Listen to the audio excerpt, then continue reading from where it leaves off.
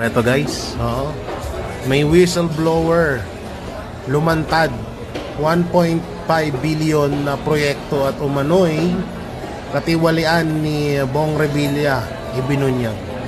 Anak ng teteng, mauuna pa tong whistleblower na to. Bakit si Saldico whistleblower din naman yun Bakit hindi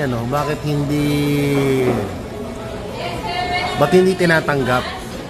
Tsaka yung mga ganito, alam nyo, dalang-dala, nakakadala na to kasi isipin nyo maigi. May mga bumaliktad na ng mga ganito Pangalawa pa dyan, nakakatanga dito. Sino ba namang tanga na mag-iiwan ng dokumento sa sasakyan? Sabi niya kasi dito sa bidyong to, alias J pa to, anak ng teteng, kapangalan ko pa. Baka naiwan daw ni Bong Revilla yung dokumento. Kahit naman sinong gagawin, hindi mag-iwan ng importanteng dokumento sa sasakyan. Gagaguhan naman yun. Diba?